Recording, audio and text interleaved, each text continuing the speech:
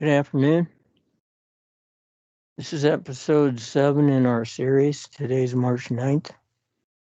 My name is Michael B., and I'll be your host this afternoon as we continue to explore the anatomy of modern romance scams. As before, I want to express my appreciation to those of you who are joining and downloading these podcasts and listening to them. This is a situation that is epidemic globally.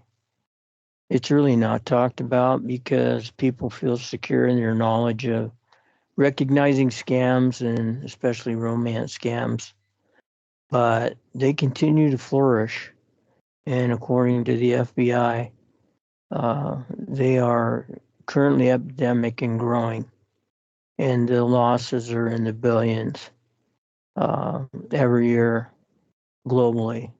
So it's a big deal, and people don't really talk about it again in the beginning, and they really don't want to talk about it after it's over because the money is so severe and the losses and the damage to families and to business relationships is just so severe and embarrassing that people either resort to self-harm or they just don't say anything. They just clam up and go on with their lives and hope nobody finds out about it.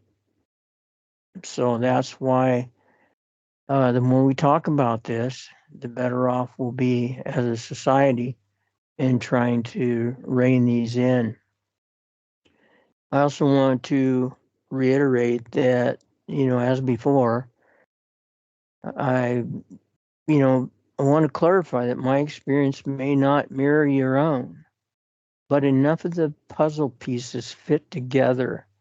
There's a good chance you're being set up to become a victim of Shazupan, also known as pig butchering. You'll learn to hate that expression, okay? Romance scams, under the umbrella of romance scam, you have Shazupan, which is that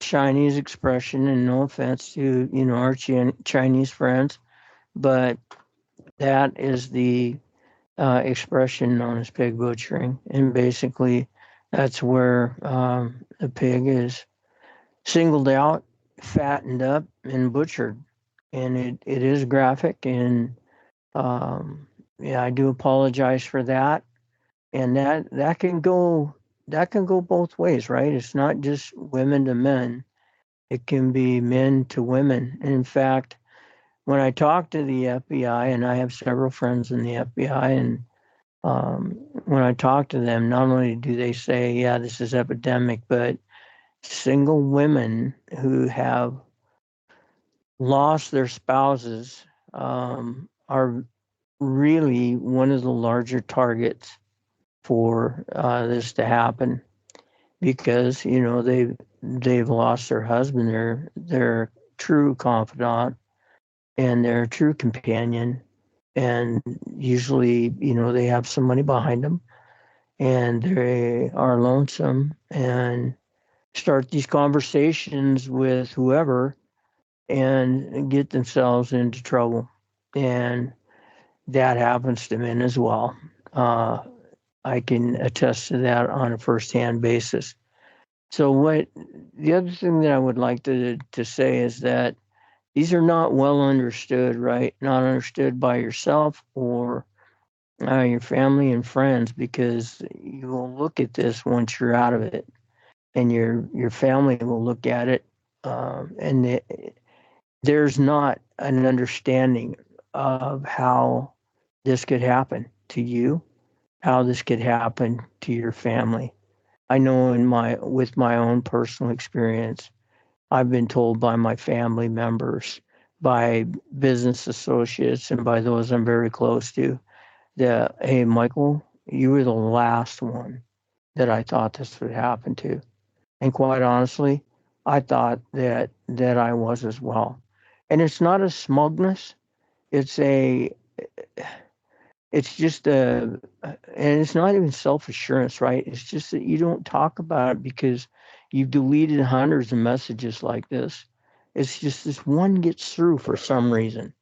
It gets through your net, it gets through your defenses, and the next thing you know, you're months into it, and this conversation has gone places you don't want it to go. You never intended it to go there. And so that's the danger of these. Nobody wants to talk about it because it's kind of like life insurance. And again, no, uh, no offense to anybody who's selling insurance out there, but you really insurance is something maybe you don't feel like you need until you do need it, and then you need it pretty badly. And this is kind of the same situation.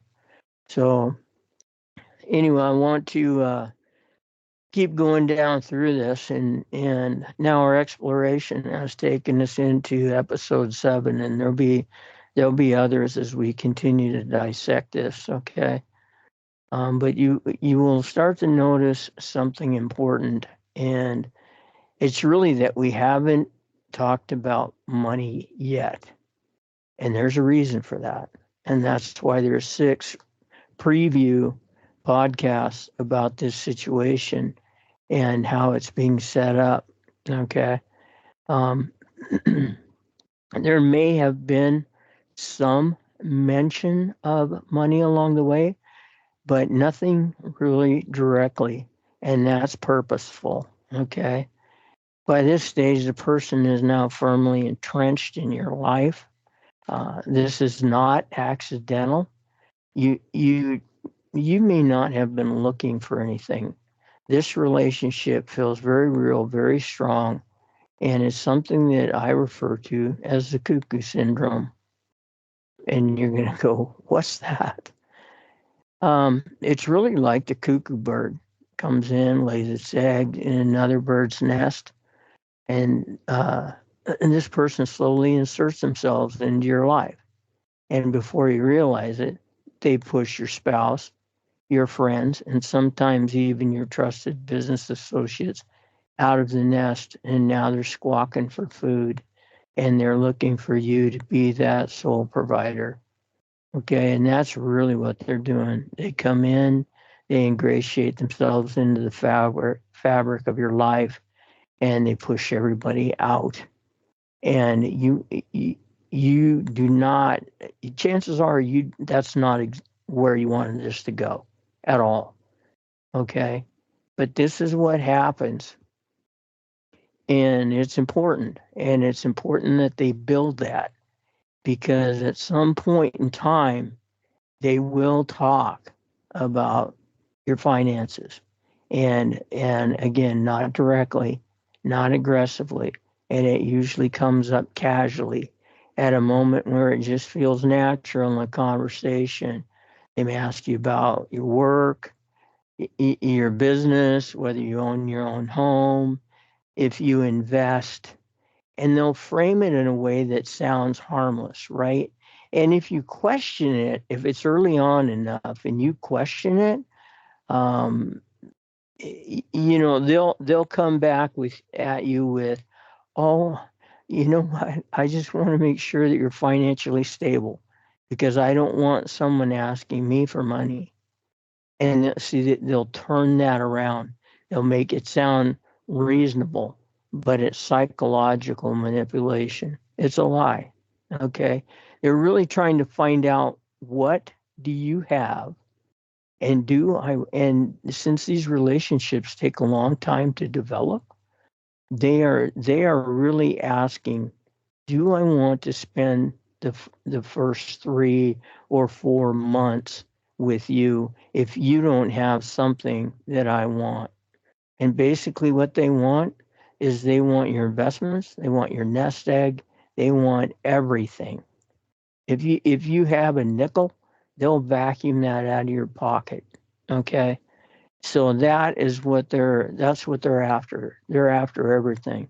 So if it's as innocuous as that first message of, hi, I'm just looking for some new friends, This is going to be more like, oh, you have your own house. Oh, that's great. Oh, is it paid off? Yeah, mine's paid off. I actually live in New York, and I live in a pretty nice complex.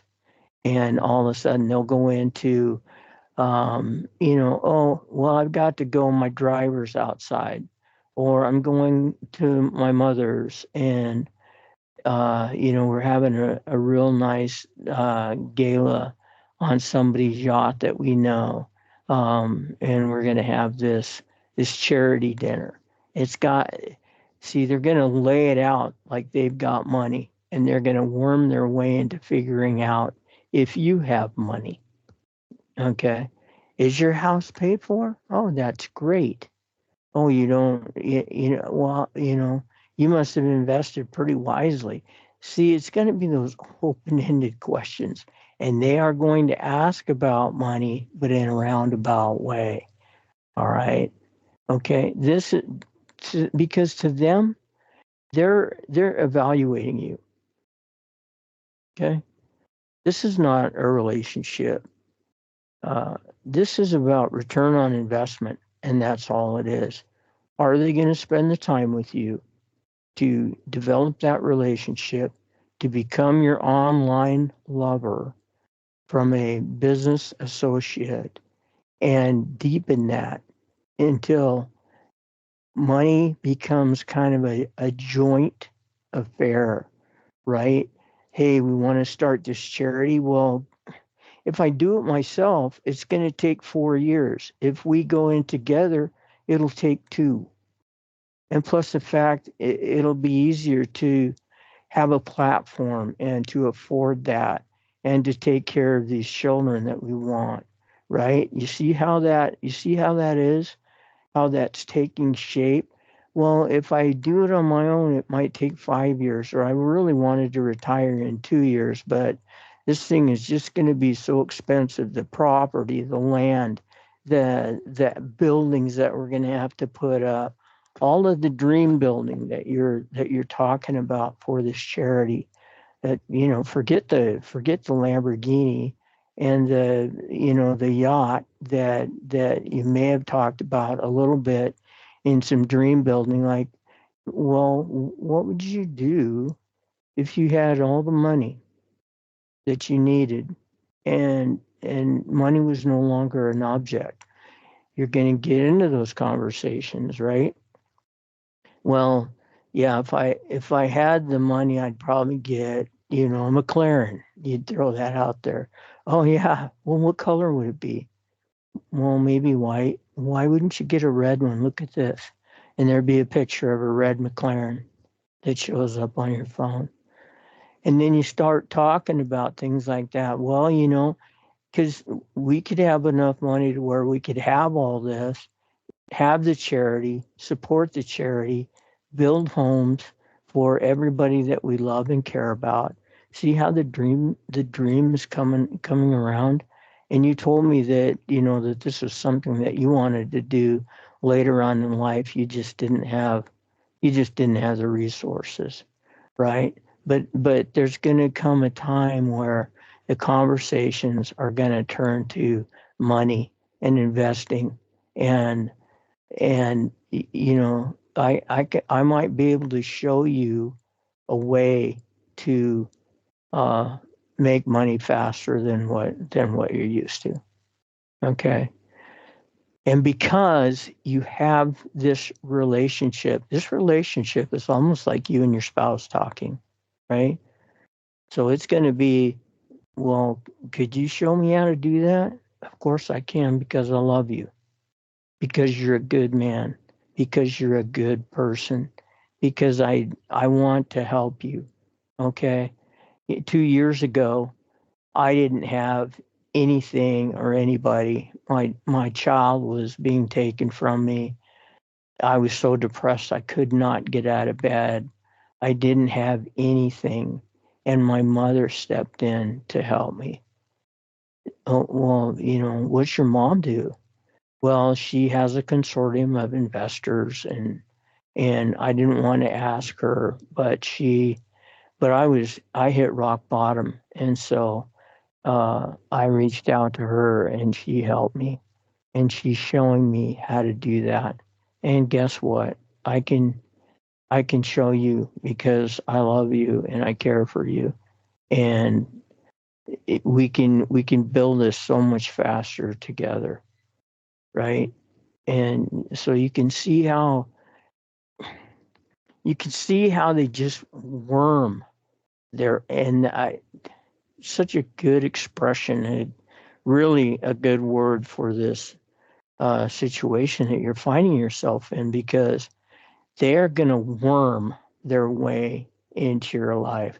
They're going to be that cuckoo bird. They come in and they're going to lay that egg, and they're going to hatch, and they're going to push everybody out, and you are going to be so busy feeding this relationship, so busy feeding this person, that you're not really going to realize it until after you're out of it, just how psychologically devastating this was, and how psychologically manipulating it was. But they're going to have a hard luck story, okay? And they're going to be, it's going to be a divorce, a lost child, severe depression, thousands of dollars in debt. They have nothing. In my particular instance, my ex-husband left me out in the rain without a coat. And I said, well, I would never do that to you. I know that you wouldn't do that to me because I know you and love you, and you wouldn't do that. You see what I'm saying? How deep that relationship has gone, and how they pull at those empathetic threads and wind their way into that, right? And you're going to say no one should take your child away from you. Okay. And this is all going to be met with that affirmation, right? I wouldn't do that. You know why? Because you're a good person. You're a good husband. You're a good wife. You're a good father. You're a good mother. They reinforce your identity as someone who helps people. Okay. And of course, they've got a rescue story. Again, a wealthy mother. In 2 years, I've been able to rebound. My butcher, uh, my butcher had a personal advisor, a driver, a chef, a financial advisor, and millions of dollars in the bank in 2 years. Okay. They don't flaunt that. All they do is throw that out. Oh, my driver's here to pick me up. Oh, yeah, look what my chef made me for dinner. And because you associate those kinds of things with money. Oh, yeah, my apartment's getting, repainted. And, I live in New York, which is, expensive. And so all the trappings, right? And yeah, I've started a company and it's overseas, and you might look it up, and sure enough, it's legitimate. Okay. They may not be on the board of directors, and so you might ask, well, then it becomes, why why would you question me on that? I'm not on I'm on the board, but I'm a silent partner on that. Always there's always an explanation, okay? And they always put it back on you.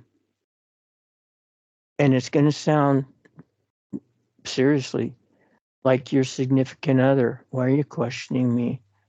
All I'm doing is trying to help you, because you are who you are, and I respect you, and I feel lucky to have met you. And again, the love button gets pressed hard. Okay. But at this time, it really, everything appears real. All right. And then it's just, and with the money thing, it's just like everything else. There's just one more step that would make everything perfect, right? Just 2 more years and we can put this together. Now, if I do it myself, it'll take 5. But if we do it together, there's going to be, we can do this together in 2 years. And I'm showing you how to do that because I care about you. Okay. So this business relationship is going to become something far more intimate. It already has. All right.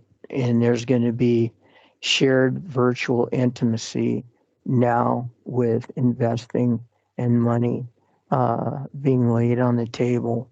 And it's not going to be all at once, right? It's just not going to be boom, but it's going to come in various ways. But money, investing, the dream building, it's going to happen every night from almost from then on. Okay. And that is another red flag. The intimacy, the money piece of it, the I'm just trying to help you. Okay. Red flag after red flag.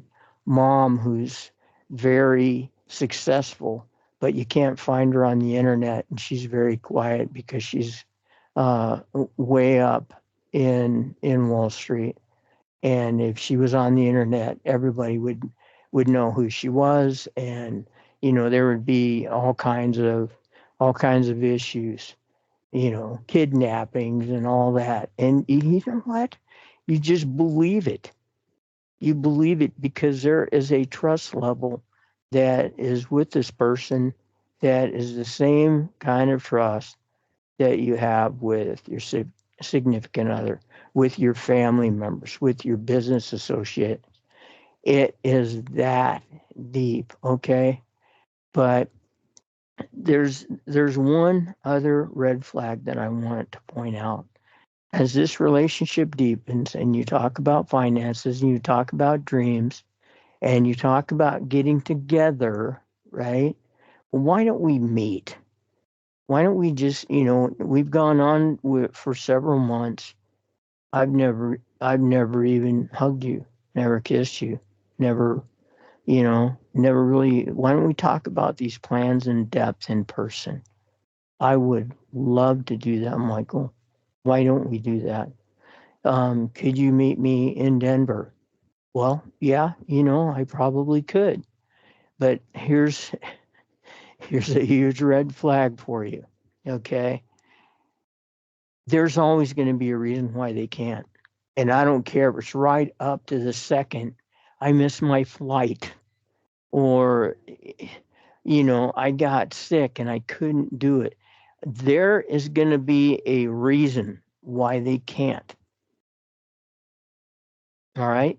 You'll plan, and they'll plan, and they'll have tickets and gate numbers and flight numbers and dates. And all of a sudden, guess what? I couldn't make it. I was sick. There will be a reason because they're not real. And chances are they're halfway around the world.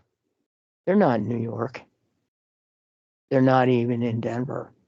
They're believe me, they are probably halfway around the world in a completely separate country.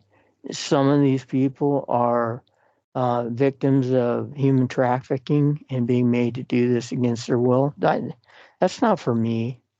This is from talking with the FBI. You just can't believe what is behind these syndicates and these situations that are just sucking people in globally.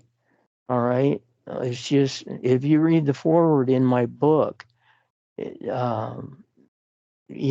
Jason, retired FBI, worked on one that was, I think it was like 700 million globally of people who are being victimized. And that was just one instance. That was the biggest one that he worked on. The losses are in the billions every year. That's more than me. That's more than maybe some of your relatives. That is a lot of people. And it's getting worse. So, you know what? That's why we're talking about it. That's why we must talk about it. All right? It's that important. It's that epidemic, and it's that important to talk about so that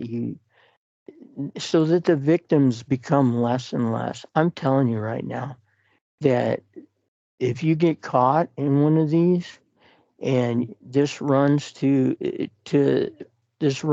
end of its course, it is heartache, and it is embarrassment, and it is almost the worst thing that you can imagine. In fact, it is the worst thing that I've ever been through, and it is the worst thing that I can imagine. It's why I'm spending this time with you, and I'm hoping that it's why you're spending this time with me.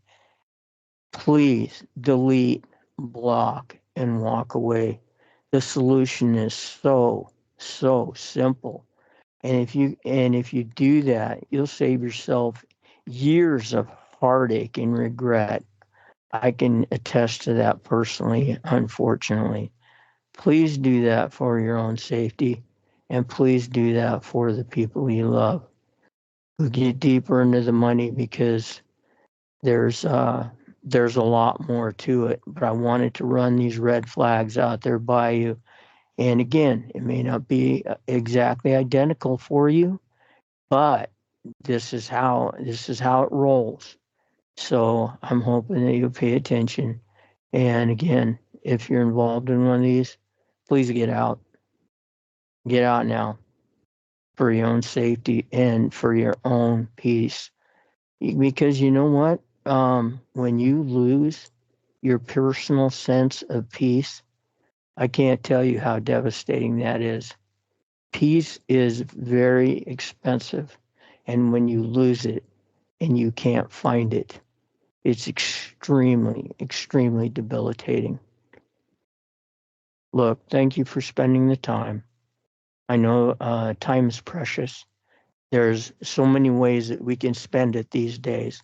Thank you for spending the time with me, and have a good day. And I'll catch you on the next podcast. It will be number 8, and we'll explore more about the money part of a romance scam. Thank you for listening.